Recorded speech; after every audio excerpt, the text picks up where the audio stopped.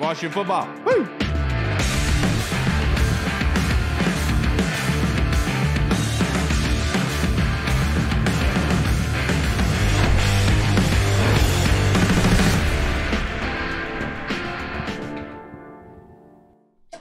Hello, everybody, and welcome to the Burgundy Zone. I am your host, Kyle, and I am joined by my co-host, Michael Hall. Reed should be joining us very, very soon, but the Burgundy Zone is part of the Frederick Podcast Network. You can find out more by going to www.listofrederick.com. But we are rejoined by a recurring guest on this show, the center for the Washington Commanders, Mr. Tyler Larsen. Thank you so much for joining us on this beautiful Friday, Tyler. Fresh off that new deal. How you doing?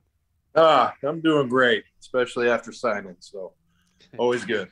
Yes, sir, and we were just talking a little bit. So you are still going through rehab, but how was this process for you in re-signing with Washington? Was there any doubt in your mind where you wanted to go back to?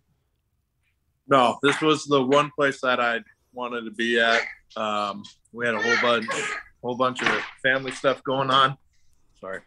And, yeah, I mean, it couldn't have worked out any better way. I'm comfortable with this coaching staff, with the room that we got.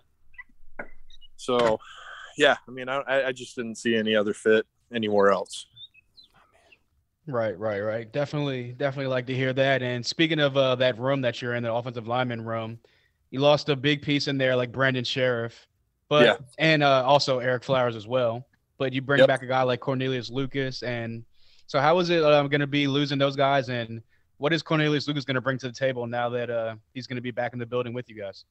Yeah, I mean, it's always good to have guys with experience, especially how he plays, the way he was able to get plugged in.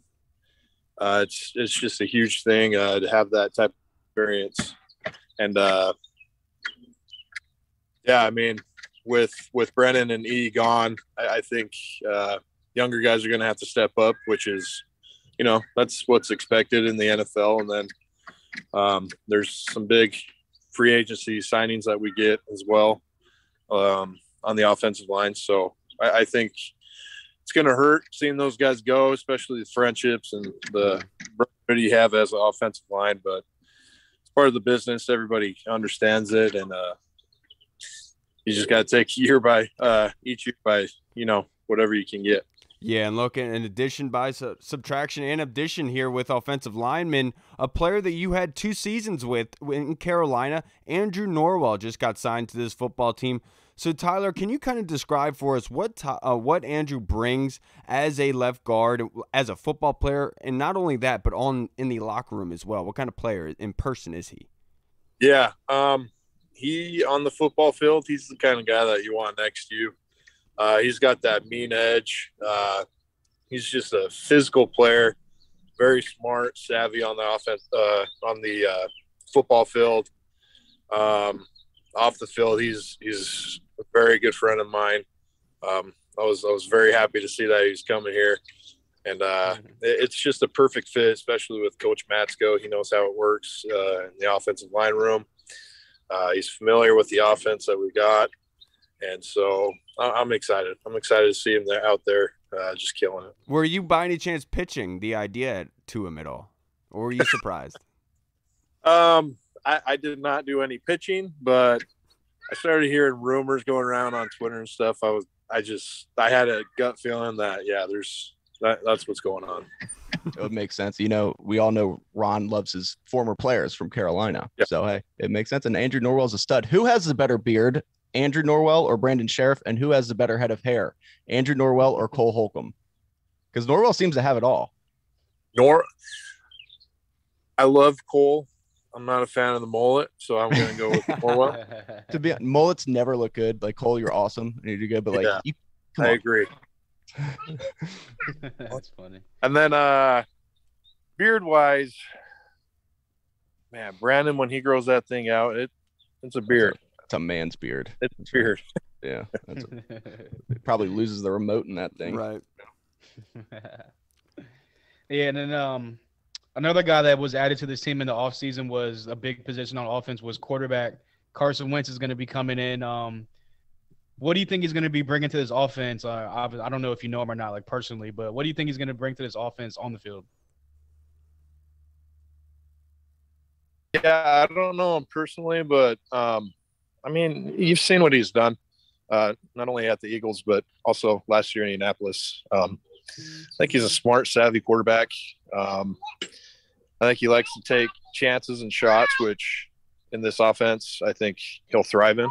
So I think it'll be a good situation for sure. So, like, because you know this offense very well, Tyler, do you think that Carson is just an easy transition based on, what the Turner offense likes to do? Mm-hmm. Yeah, I think it will be, kind of a learning curve because this is kind of a complex offense. But with what you've seen them do, I think you'll handle it well, and I think you'll be able to adjust. I gotcha. And then one player that got added the other day, Efe Obada, another teammate of yours coming from Carolina. Obviously, you probably matched up against him in practice at one time or another. So can you kind of explain to us what he does well at as a football player, and then as well as him in the locker room? Yeah, he's a very I've never worked out with someone with such a hard work ethic. He always I don't know. He's always just trying to find ways to get that edge. He's a relentless finisher. He's that kind of guy that you don't want to go against during practice. Mm-hmm. Trying to, you get in a practice rhythm, and he's just that guy that you're going to get 100% every single play, and he's a very good guy to have on your team for sure. Right. Yeah. I mean, he should be a perfect rotational end coming in for Montez Sweat and Chase Young, who are so athletic. Then Obada, then he just comes in there. He's super athletic himself, and he's really progressing very well over the last few years, or over the last couple of seasons. But so let's talk about you. How are you progressing from your injury, and when do you expect to be back in time for preseason? Everything's going to be all right with that? If everything goes to plan, that's what I'm shooting for. Yeah. Okay. But rehab's going great. There hasn't been any setbacks. Which is always a positive. So I'm just going to keep grinding away, doing what the trainers tell me to do. Just try to get myself in the best position once everything comes. Yeah, and Tyler told us before we started recording that he's been at Ashburn almost every single day rehabbing. So obviously he's doing everything that he needs to. Yeah. Yeah, definitely. And going back to just the new guys, the guys that are part of there at least. You said the young guys are going to need to step up. What are some things you saw from Sadiq Charles last year that makes you think that he'll be able to step in and definitely be a complementary piece on his offensive line? Yeah. The fact that he was able to get plugged in at both guard and tackle, I think that really shows how well he's going to – he's ready to take anything on that, is – thrown at him. So he's a really smart player. He knows what he's doing out there on the field. And a lot of people don't have it, but he just has that natural instinct of football. And so I think that gives him a real competitive edge against people. I will say Sadiq's one of my favorite follows on Instagram. Sadiq is so funny. Sadiq's always doing the coolest pictures ever. Yes, he is. You love talking about those with the skinny jeans. But Sadiq looks awesome. Yeah, my next question, Cornelius Lucas, obviously we already talked to you, asked you about Cornelius, but my question is going to be, who's the funniest guy on the O-line? Because his response yesterday was absolutely hilarious as to why he re-signed with Washington, talking about how everyone at all the other teams were faking and booty shaking. So who's the funniest guy on the O-line? And did you see that quote from Cornelius? I didn't see the quote, but hearing you say it, I can see him saying it. He's got kind of like that dry humor kind of guy. I think he really is a low-key funny person once you really get to know him. As far as like the funniest guy, I don't know. Bo Benshot. Oh, Bo. I was going to say, if you can't think of anybody, it's probably yourself. No. Definitely not me. I honestly, I'm a quiet guy. I just like to sit back and enjoy people watching. And Bo's probably the guy that he takes all the attention. He's a very funny guy. What does Charles Leno mean to this locker room? I think A lot of people around the NFL maybe don't realize just how well he played last year. Is he really stepped into a leadership role? Because without Trent Williams, I mean, for a year or so, that O-line, it was tough.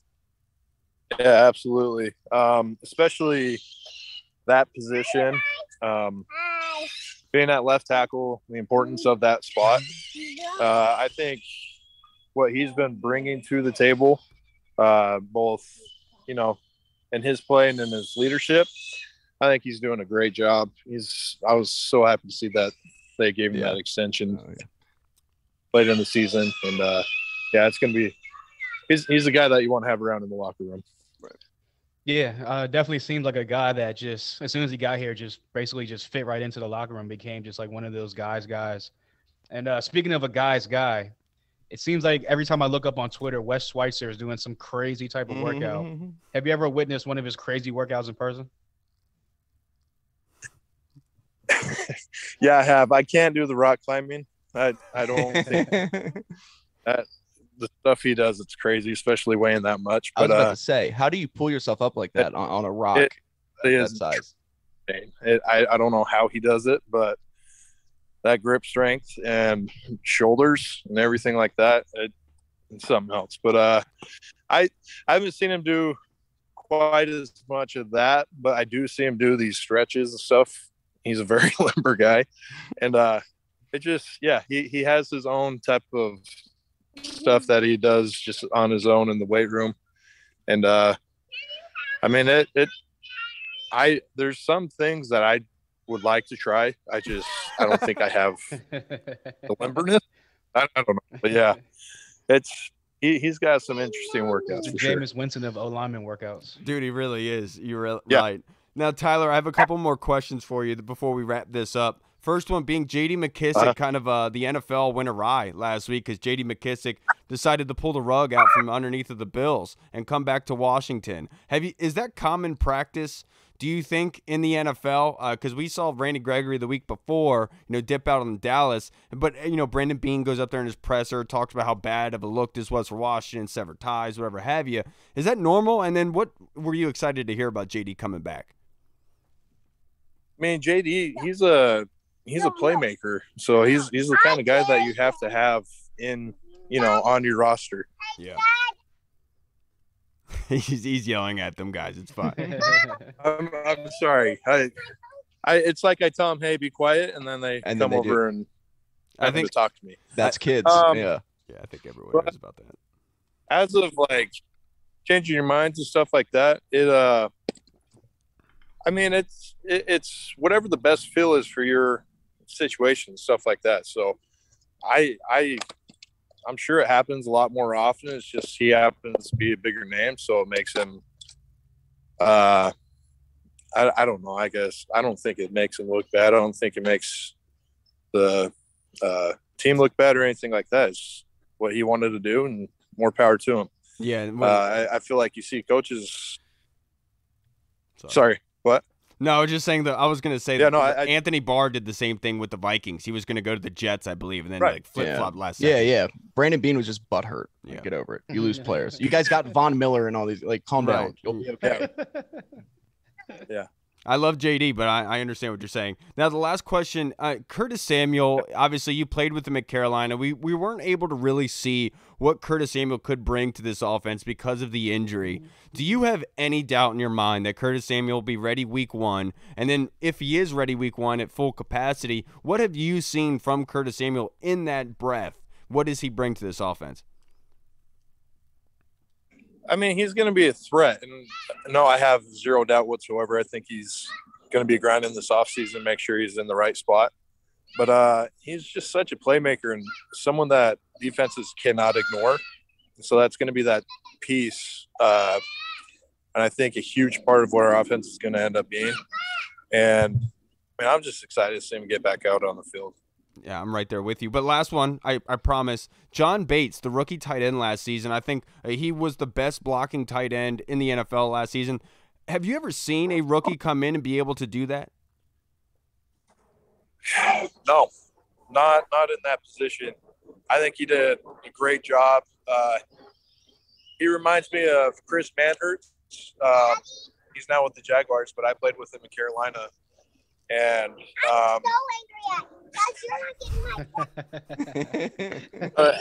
yeah, I went with my wife or my daughter. But, yeah, no, what he did, just stepping in, especially with like the injury with Logan and stuff like that, a lot more was on his plate. I think that shows what kind of professional he is and what he's going to be further in his career. And I mean, in my honest opinion, I think tight end's one of the hardest positions to play because you have to know all the routes. You got to know all the blocking schemes. It's two different worlds combined in one. So, I mean, I think that draft pick was awesome getting him last year. And I'm excited to see what our new tight ends coach, Juan, is going to be able to do with him and what Scott has in mind. Yeah, and Tyler, I can't thank you enough for being able to come on here and being able to bless us with your kids and your opinions, brother. You're the best. I wanted to say I'm sorry. No, you're fine, dude. You're fine. I just wanted to say I'm really happy that they were able to bring you back. I was incredibly impressed with what you did this season. Not anything based on you coming on here and interviewing us, but just given the fact of the depth piece that you bring. And I'm glad to hear that you're rehabbing every day. You're in the facility, doing all the right things, Tyler. I really do wish you the best, brother. And we're gonna get you on here again, very, very soon. I'll have more quiet. The wife's just not around. I got you. All right, Tyler. Have a good night. Enjoy your weekend, sir. Appreciate it. All right, Tyler. That's it. Yeah, bye. Dude, that's so funny. He's like a regular dad. I know. That's like I've had to do entire episodes like that, so I completely feel for him. And like you're trying to talk, and all of a sudden you just have a kid yelling at you. But it was so cute that like kids are just so tight. They are. It's always nice to hear like when we get players on, and they're like, yeah, you know, like it's like JD said in the interview, like when he was doing the press interview, and like he said. Like he wanted to be here. Cam Sim said he wanted to be here. I just like to kill the narrative of like, oh, no one wants to play here. Oh my god. Yeah. And I think it's hilarious that the JD McKissick saga got blown up. Like it was like some horrible business practice by Washington. Come on, dude. It happens. It's only because it's Washington. If it was any other team, literally like nobody. Said, like, it happened with Dallas, and like nobody said that. Nobody. It was a news cycle for like 2 hours, and then that was it. Yeah. Right. Nobody cared that Denver did that at all. Nobody. You didn't hear about it. The only person that cared was Skip Bayless because he was salty that. Well, yeah, but that's Skip, of course. This is Dallas, but like everybody was just like, oh, you know, good for Gregory. He just spurned him. You know, he followed his heart, and the fact that he wants to smoke mad weed all day. So we went to Denver. You can't blame him. But I wanted to get you, since we recorded on Monday, a lot has happened. Pro days have been going on, and a lot of media speculation went on with Rivera being at Cincinnati and Ohio State's pro days, and also you could see pictures of Rivera talking with Chris Olave, the wide receiver from Ohio State, who's rumored to be possibly the 11th overall pick to Washington, and then obviously going to Cincy and talking to Ahmad Gardner, Desmond Ridder, and then Darian Bevers. Does that excite you a little bit, Hall? Oh, I mean, without a doubt. I mean, it excites you because all the guys that you mentioned and all those schools that you mentioned, obviously they produce great players that come into the draft every year. But not only that, those are positions of need for this team. And those are guys that can come in and basically, if they're drafted in the first 2 rounds, can be hopefully week 1 guys that can contribute to this team. So definitely excited, and hopefully we get one of the guys that they're talking about or they're going to visit. Yeah, you're absolutely right, dude. Look, I'm telling you, that Cincinnati pro day, I know a lot of people are going to be bringing the speculation of Desmond Ridder because I'm a Desmond Ridder guy. Absolutely love it. I'm glad that they were there at the pro day, but there are so many other draft picks. You know, like Alec Pierce is there, Darian Bevers, like I said, Desmond Ridder as well, and then I'm Ahmad Gardner. I think is the one that they were really probably looking at because he is a legitimate possibility at 11 because he's really has bringing his draft grade higher and higher. I would put him over Derek Stingley at this point, and based on what Thor Nystrom told us a couple weeks ago and how the NFL feels about Stingley, I don't think that's really a conspiracy theory or any crazy thing to say. It's not. It's true. I mean, we've been with the injury history and stuff, but so Rivera, I mean, if you look at his past, Rivera doesn't go to pro days. Only pro days that he went to Cam and Patrick Peterson in 2011, and he went to Christian McCaffrey. The fact that he's went to these last 2 really shows you something. He only goes if he loves a prospect. So you got to think Olave, Garrett Wilson, and then you look over there, it's got to be Sauce Gardner. And I know he was talking to Darian Bevers. That's somebody who probably likes a linebacker too down the line. So I just love that Rivera's getting hands-on approach, and he's going there to see with his own eyes, not just relying on other people, so he can help make a more educated decision, then you got to be excited about that. He's taking this serious. Yeah, and I noticed, Reed, that it looks like you must have gotten a package recently because you got some new gear hanging. You got the new Chase Young 99 Burgundy jersey hung up behind you. You got the new W hat on your head. Look at you. Got a bunch of stuff. It's nothing. Somebody got their tax return. Yeah. I feel left out. I feel like I gotta get a W hat now. Like, damn. You do, my guy. First, you got to get a hat. You got to start off first. You got to fix that microphone. That's a very good point. That's messed up. That is messed up, dude. Real quick, before we get into the fan questions, wanted to talk about what your guys' reaction was to hearing that 980 and 106.7, the company that oversees them, got outbid for Washington Commanders games in the future. So no longer will you be hearing Julie and D'Angelo and Bram Weinstein all on 980 anymore calling games. It's going to be on a different radio station. It's going to be announced next week. We don't know what it is. What was your reaction, Al? Honestly, I didn't really read into all like the ongoings of this, just because I just looked at it as kind of like you said, like, well, they got outbid. Like, I mean, if you wanted to have the games on there, put some more money up. Like, I don't know what to tell you. I know other people are going on this about like, oh, this is Dan Snyder trying to mute the media again, or this other side of it where it's like the radio stations are like, oh, we wanted to be more objective about the team. And look, I don't know. There's probably somewhere in the middle where there's some type of truth, but at the end of the day, I mean, I love listening to the radio with like Julie and D'Angelo and them, but honestly, I don't ever listen to the radio unless I'm randomly in my car on a game day. So that's why I'm kind of just like, I don't really care about the radio stuff because I don't really listen to the radio on game days. Yeah, I'm not gonna lie to you, I was happy about it. I was laughing.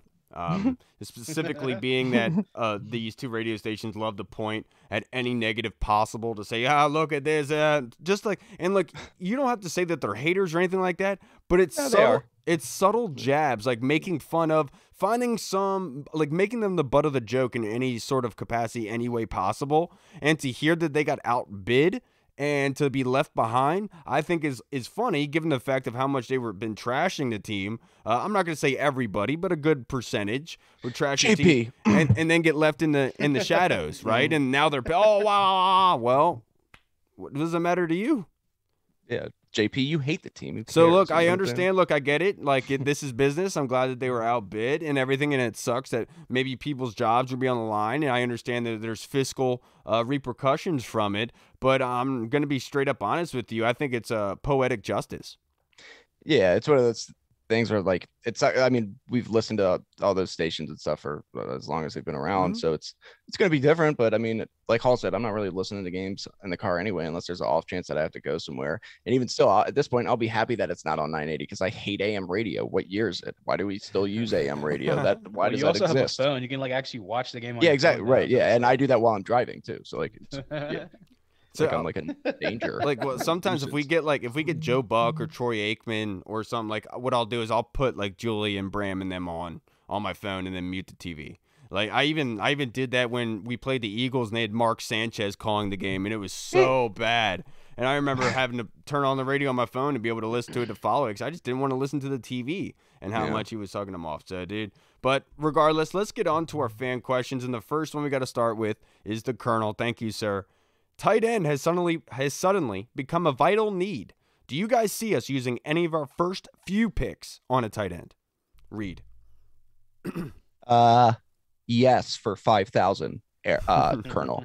No, I am going. I think that you don't know. You're unsure about Logan Thomas's where he's going to be health-wise in the beginning of the season. John Bates is very good, but you lost Ricky Seals-Jones and Carson Wentz has kind of been known for using his tight ends a lot. And it just helps to have, you can never have too much talent at a position like that. I really think I wouldn't be surprised if they got one in the second or fourth round that early. There's some very good prospects, depending on who's there, obviously. But I really think that they could use somebody like that because it just brings a whole new element to the offense. Even if they go wide receiver in round one, I could still see them possibly going tight end early on. I don't think it's going to be early on. I do think there's other positions that you can that are in dire need, that need more addressing than the high value pick. But obviously, if you're going best player available, if it's way beyond where that prospect is falling and where you have him projected, then obviously pull the trigger, right? But I would much rather see them going down tight end in the middle rounds. Kind of maybe if they were to trade back. That's where the meat is. Yeah, too. Some capacity in the third or fourth round. But I understand what your top few rounds, the third is included. I have a hard time without the draft pick now, them using a day 1 or 2 pick without a third round pick at the moment. Now, if they were to trade back and get one, then I definitely can see that happening, but I would much more go down the path of the fourth round. What do you think, Hall? Yeah, I'm pretty much in step with you guys. I would say just because we don't have the third as of right now, we don't have that third round pick because of the Carson Wentz deal. I would say that from the fourth round is when they probably might start sifting through the tight end kind of a batch of guys that's on the table and on the board. But yeah, like you said, first, obviously, unless you're Kyle Pitts, you're not going to be a first round tight end. And like you said, second round tight end still kind of rich for that position, unless again you're like a transcendent type of a tight end. So definitely between 4 and then like that sixth round, I can see them sniping a guy off the board. Yeah, the only thing is they need so much help on offense in terms of playmaking that if they're, like we said, if there's somebody who's just far and away feels the best player, I wouldn't be surprised. But you're right. I think it would make more sense, like you said, Kyle, if they get an extra pick, so that way they kind of have.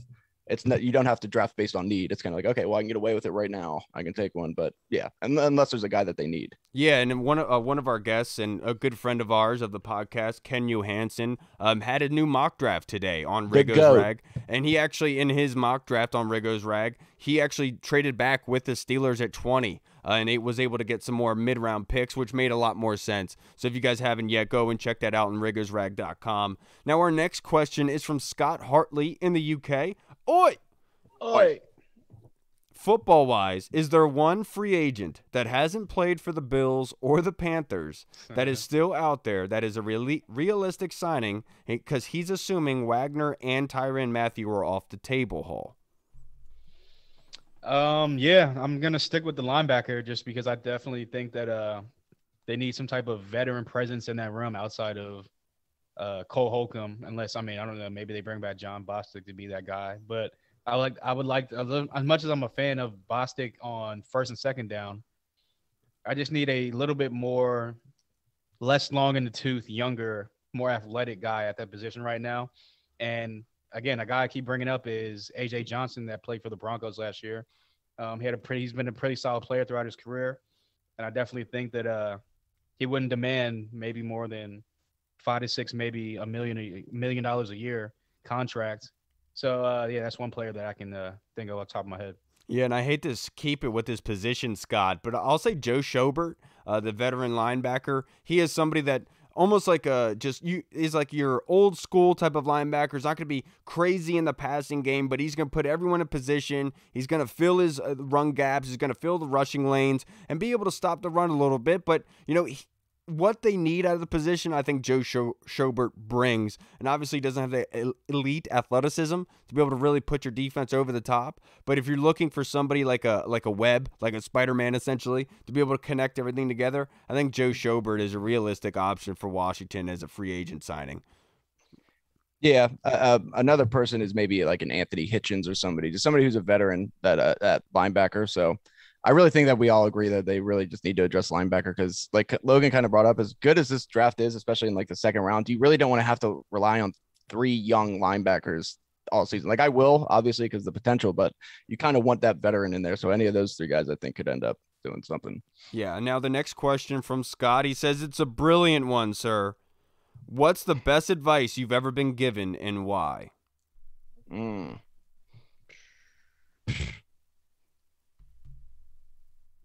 Reed?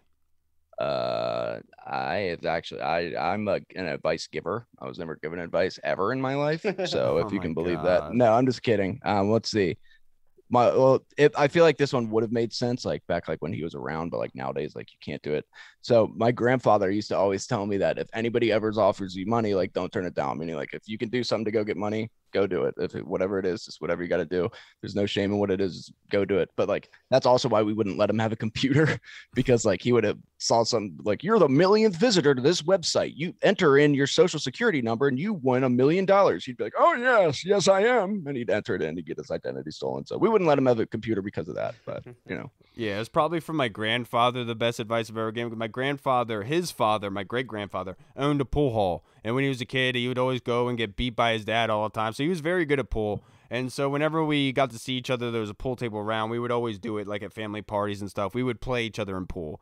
And one of the things that, I always loved looking cool, taking a pool stick, hitting that cue ball, being able to shoot that ball into the pocket. And so many times that ball would rattle out, obviously. And my, Pat, my grandpa would be telling me, Kyle, you don't have to hit it so hard. You hit it nice and gentle. Just push that ball into the pocket. You're much more likely to hit it. And I guess that's a good way of looking at life in some situations. And sometimes, you want something to happen and you do it so fast that you need it and it kind of ruins things. Just let the Lord do the work, man. Just be patient. What about you, Hall?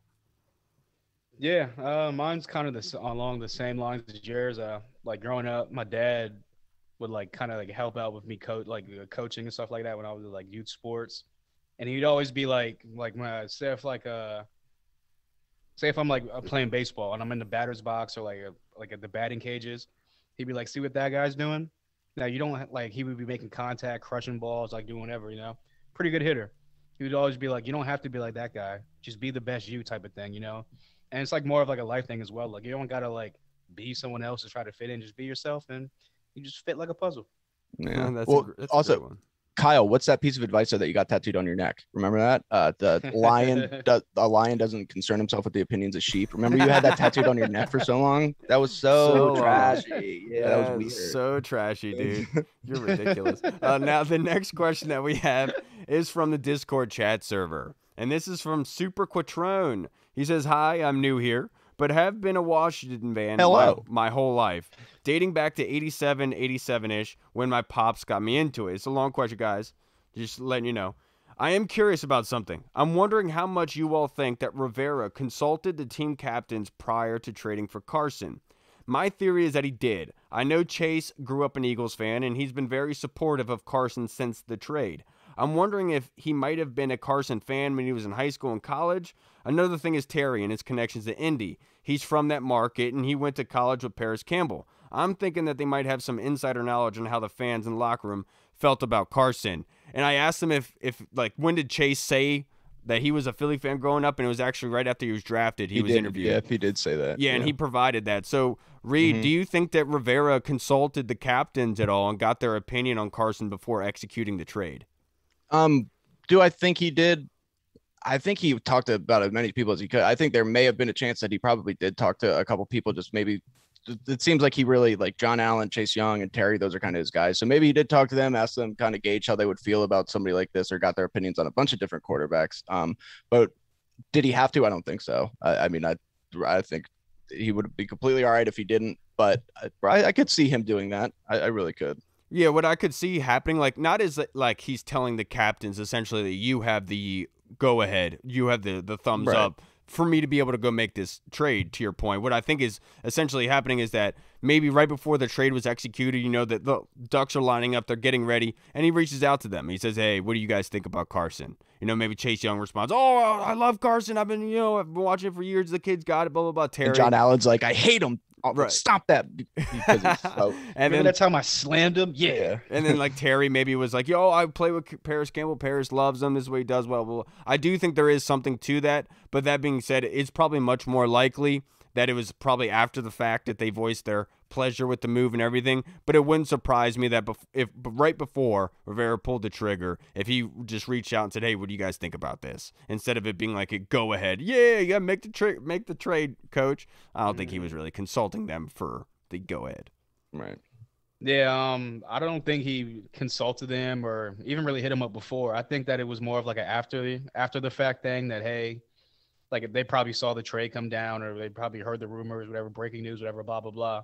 So he probably reached out and said, hey, this is our new guy. And then there's been some things said about him in different places, and just reach out to him, make him feel welcome, make him feel like he's the guy here and that type of thing, make him feel like welcome to DC, as captains, make him feel like, again, he's welcome here and wanted, instead of just, like I said, I don't think that he would hit him up and like, hey guys, like, what do you feel about Carson Wentz or what do you feel about Russell Wilson? It was more of, like I said, them just hearing rumors and like you said, guys talk, guys have mutual friends on different teams and college teammates that are playing with a certain guy. So I'm pretty sure they already had the DL on how Carson is and what kind of guy he is before. Yeah. They played against them too. Place. Yeah, exactly. Yeah, and before we get into this next question from our one of our constant contributors and Tony Shivers, I just want to let you guys know, starting in April, we are going to be doing again the draft with you guys with these mock drafts every Friday. So I'm still debating on if we should do it live or have you guys record, your 30-second selection for your mock draft team and then submit them. So I want you guys to comment here or hit me up DM or whatever on what you would rather go through to be able to do these mock drafts. Because I want to hear from you guys. What's more acceptable? Would you be able to do it live? Come on here on a Friday night and be able to save, 30 seconds to a minute for us to be able to talk about these picks. Love to hear from you. But now let's go to the question from Tony Shivers Hall. Who is the best overall prospect in the NFL draft this season? I'll go Kyle Hamilton from Notre Dame, safety. You just look at the range that he plays with on the back end. He's super athletic. I think his pro day was today, but I think he was only running the 40 and doing like maybe a couple cone drills. But I mean, if you look at all the talent evaluators in the NFL and then related to the draft, they always say that the number one guy on their board, more than likely, between Aiden Hutchinson and Kyle Hamilton. Me personally, because I played on the back end and I played receiver, I'm going to go with Kyle Hamilton. And again, I've watched him played a couple games, and just the dude was all over the field, flying around. So he's a ball hawk. He can play in the box. He's a great tackler. He's a leader. So I definitely think that it's Kyle Hamilton. Tony, let me tell you right now. You want the complete, honest truth on who the best overall prospect is. You can't handle the truth. All these people are gonna fluff you out. Tell you the common consensus and everything. I'm gonna be straight up with you, Tony. It's Desmond Ridder. You know what I'm saying? Best prospect in the draft. I'm kidding. No, but I love Desmond Ridder. Obviously, you know that.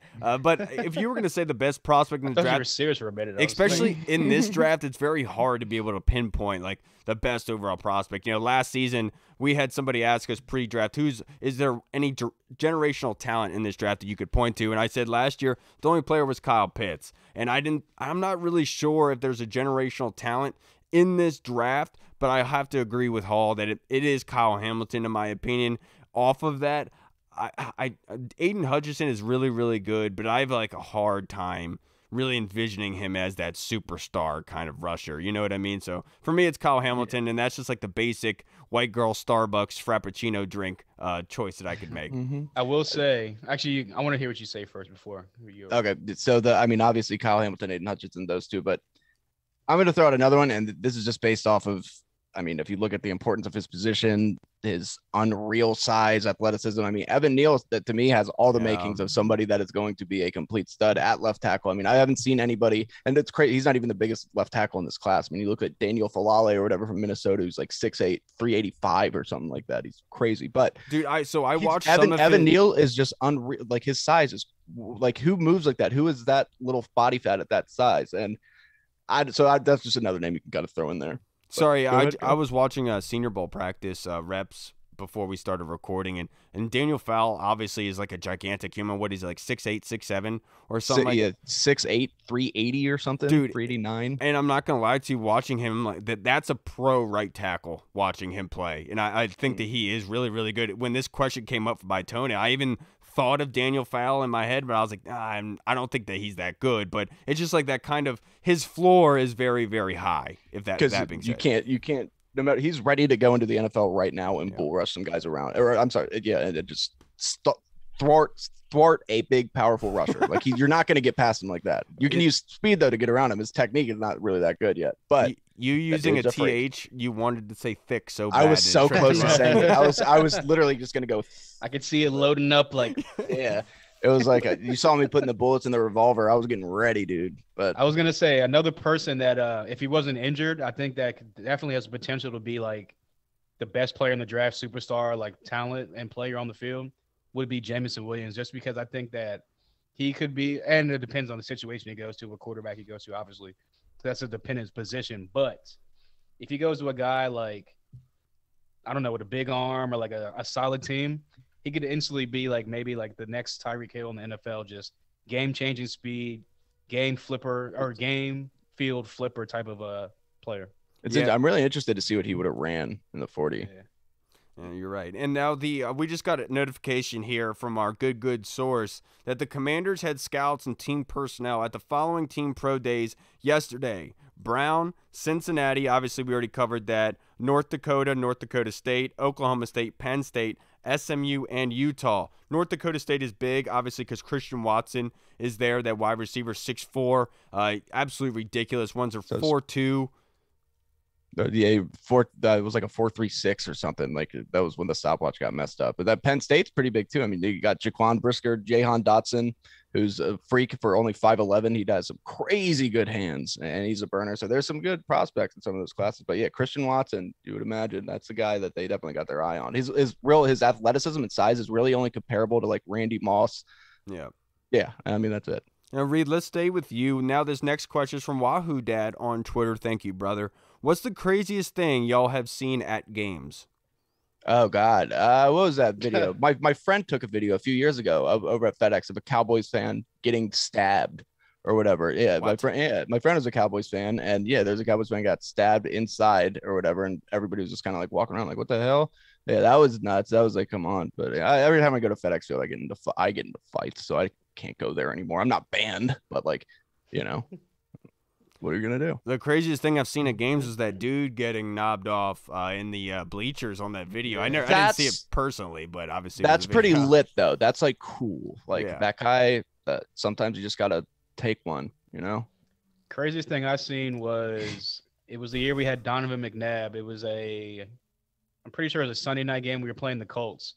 They still had Peyton Manning. They had Jay Ajayi, that was his name? No. Who's the running back they had after the dude that went to the Hall of Fame? After Edgerrin James.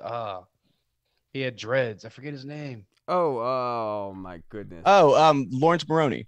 No, not Lawrence Maroney, but he came out the same year as him. You're talking about for the Colts? For some reason I thought you were talking about the Eagles. Yeah, he was like he came out of nowhere. It's not Lawrence Maroney. I don't know. Either way. Anyway, yeah, whatever. Keep going. I went there and like it was just randomly me and Gavin because he had tickets from Kelsey back when he was like dating Kelsey. Long story short, we were leaving there. It was like they demolished us. Obviously, Peyton Manning Marvin Harrison just literally destroyed us. And we're leaving. Everyone's wasted because like what else you can do? We get wasted in a blowout game.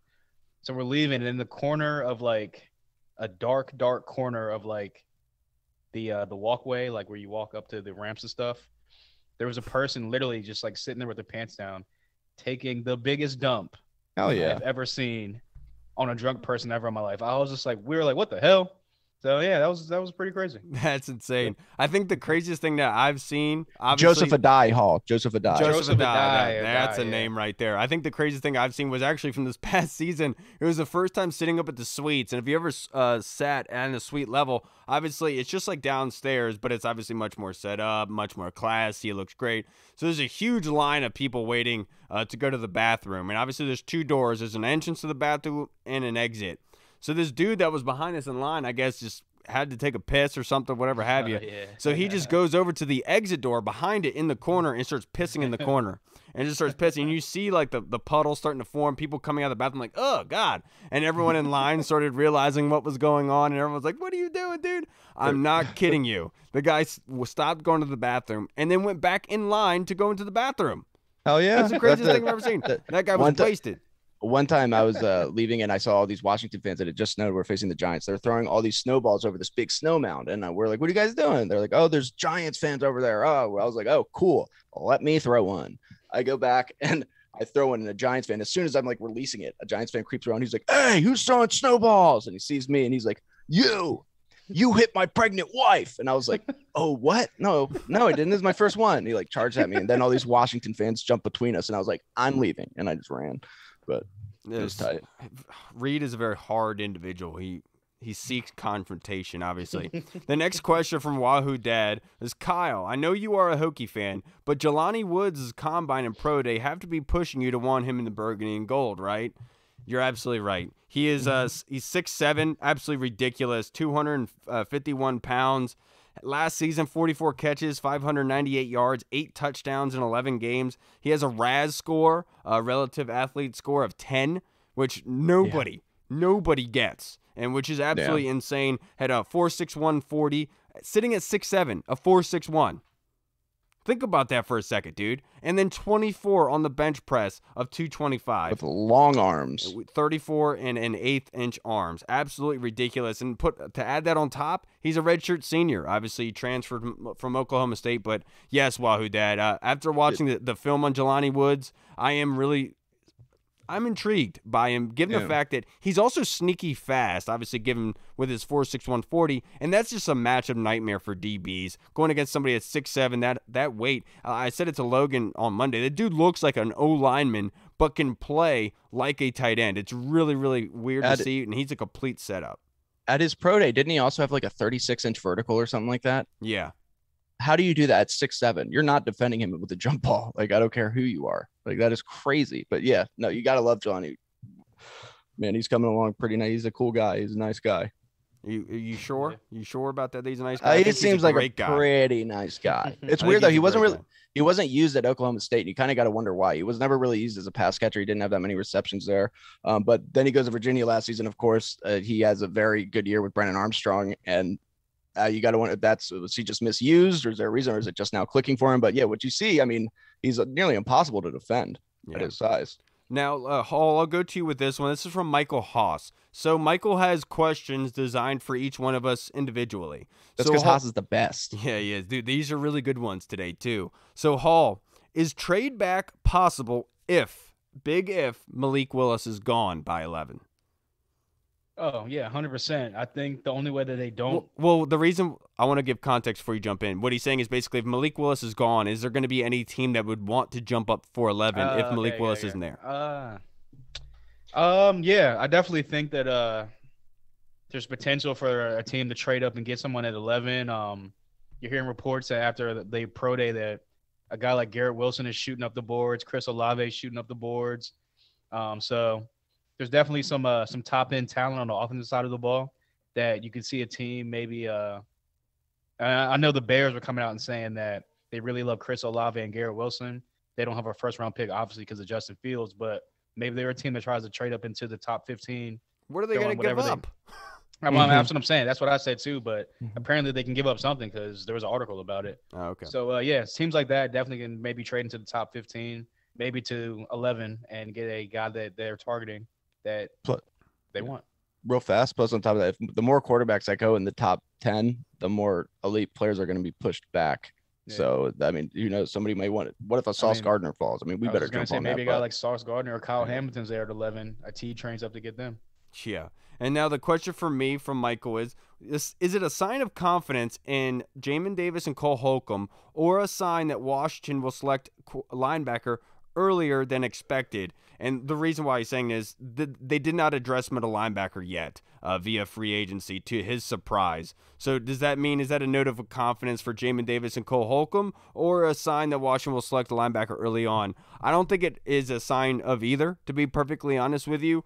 Reed has brought up so many times on his podcast how not many times last season were they lining up with 3 linebackers. Now, you could say that has to do with scheme and the players that they have at their disposal, and they're just working with what they got, or is it based on what the NFL altogether and offenses are doing by thinning you out in the back end, so you have to have more DBs on the field? And so I think it has to do more with that rather than them panicking at the position. I don't think it has to do with confidence in those two particularly, but I think it has to do more with how much they are being used, and it's not that big of a need to address through free agency. That's something that they would much rather do long term with a rookie, in my personal opinion. And I don't think it means it the early, like first round for an instance. I do think the second round is the money round for linebackers. Now the question for Reed is: wide receiver at 11 a lock if Kyle Hamilton and Sauce Gardner are gone? If those two are gone, I mean, of course, we never know what this staff is thinking, but if those two are gone, I would imagine yes, unless obviously they can trade back, like we talked about. If there's a way that they can trade back and get some more picks for this third that they lost this year, maybe even replenish themselves a little bit next year, then I think that they do, just because there's some pretty big needs that they have and that they could address really with this draft in the first 3 rounds. But I think if not trading back, then I think wide receivers a lock. I mean, we know that they like Garrett Wilson, Chris Olave, and then you would have to imagine Jameson Williams if he's healthy. If they like him, we don't know what they're thinking, but I would imagine that they like Drake London too. So it'll be very interesting to see which direction they go, because all those receivers could bring something different to the table. Yeah, you're right. Now, their next question from Twitter, this is going to go to Hall. What do you think of the linebacker from Cincinnati, Darien Bevers? He saw Ron having a one-on-one conversation with him at Cincy's Pro Day. Yeah, I haven't really watched like a lot of tape on him, just seen a couple flash highlight reels here and there. But from what I saw, the dude's definitely a open space tackler. He's good on the blitz, good in the run game. He's a little bit more athletic than his size would dictate. And he can get out in the pass as well. So again, like you said, second round, I definitely think he might be in play, and he's a true Mike linebacker that could definitely, even though young, seems like that guy could be the quarterback of the defense in the middle. Hey, he was definitely used all over for Cincinnati. He's a very good rusher as well. Darien sits at 6'4", 237 pounds. He's also a senior, had a 36.5-inch vertical, 125 broad. Last season, had 102 tackles, 11.5 for loss, 4.5 sacks, 2 forced fumbles, and an interception, which kind of goes and speaks to the fact that he's a cleanup. You know, he's a very good tackler. Him being 6'4", 237, he is that big, bulkier guy, but he does have some movement to him. You know, he's not some statue standing back there, obviously, but he is better when you have him closer to the line of scrimmage. Once you get him out there moving, kind of like Chad Muma, you get him matched up one-on-one, he's going to get taken advantage of. But Darien Bevers, obviously, he's versatile. You can use him in multiple ways, but I highly doubt that I think that he would be transitioning to a Mike linebacker in the next level. But I am intrigued by him. I know he's projected probably around the 3rd, 4th round at the moment. But I do think there are some other linebackers out there that could be serviceable for Washington in what they need to do. Like if I had to choose between Darien Bevers or Troy Anderson, I would go Troy Anderson. And that's just because I just love the kid's film. But from what I saw with Darien Bevers, he's solid. That's a good way to put it. Yeah, and it's almost like if this was the 80s, I feel like Bevers would be a lot higher on a lot of draft boards because he's a throwback type linebacker. And yeah, I mean, I could definitely see him being able to transition into middle linebacker because like on college, he was such a force on that defense and he was kind of the number one, like getting everybody in position and doing all this. I do think he's used best as a Sam linebacker in the NFL just based off of his size, the fact that he could play so close to the line, kind of jam some of these tight ends and crash into the pocket. But yeah, he was used all over. He's somebody whose athleticism really intrigues you, his experience intrigues you, his size intrigues you. And it's just going to be, is this guy in the right system and can you mold him into what you want him to be? But yeah, I'd see him as a Sam or inside linebacker, depending on the defense. Yeah, and he was also a finalist for the Dick Butkus Award, which obviously goes to the best linebacker in the country for college football. Dick Butkus is always sound like such a made up name, like a prank call name. Like, hey, this is Dick Butkus. like a Bart Simpson. No, you're not. You're not Dick Butkus. We got a Butkus here. Butt kiss. They'd be like, yeah, first name Dick. Sick. Yeah, I love kissing butt. All right, now the last question that we have is from Brant, Commander BT on Twitter. Thank you, Brant. Do you think we will start seeing more situations like Amari Cooper in Dallas? Teams paying big contracts, then in a year or two, they're like, oh, crap, we got to trade or cut this guy. Just a thought that he's having. What do you think, Reed? Yeah, I think to be honest, you've always kind of seen that. Free agency, like I understand we're all frustrated with free agency right now, but free agency, like if you really look at it, a lot of these players that sign new contracts really, I mean, they're not the same player elsewhere. I mean, of course, they're players that either exceed somewhere else or whatever, but I mean, a lot of these big names are big names because they're in the right system. They're with the right guys, except for these random elite players that get released. But yeah, so I do think if the players don't produce, then yes, you got to get rid of that contract. If they won't negotiate, you got to trade them. So I do think that you've always seen that. And I think you will continue to see that a little bit more with some of these big name players in free agency. Yeah, I think you're right with that, Brant. I agree with you in that breath. You're seeing a lot of it with the quarterback position as well, where that 5th-year option is so valuable to teams because once you get that contract for a good quarterback, the numbers start getting really, really high and you start depleting your roster, essentially. The same thing is happening to wide receiver. so many good wide receivers to the point where our team's really going to mortgage 10 to 15% of their roster cap, of their cap, just to a wide receiver, right? Or is a guy that good? And we talked with Logan last week about how these wide receivers, ever since they're 7 years old, running in these 7-on-7 routes, and they're very, very good. We're seeing a plethora of wide receivers coming through college football. And so that does make a lot of sense for these teams to be able to, yeah, I'll pay you for your first year or two, but as soon as they see that drop off, they're going to let you go. And I do think there is some truth to that, given that these big contracts are going to these wide receivers, teams can't really mortgage it. And it's the same thing that's happened to quarterback, where you're seeing some of these guys like Baker Mayfield and others that are trying to get pushed out before that contract gets done. You know what I'm saying? Because they're not living up to the pedestal they're supposed to. Yeah, I'm kind of with Reed. Pedestal is a wrong word. I'm kind of with Reed. I'm with Weed too as well, but I'm kind of with Reed. You look Dude, like that's tight. Yeah, I'm with Reed. That's pretty cool. As far as like you've seen this in the NFL Weed is over the tight, past like Weed's chill. Yeah, 5 years, bruh.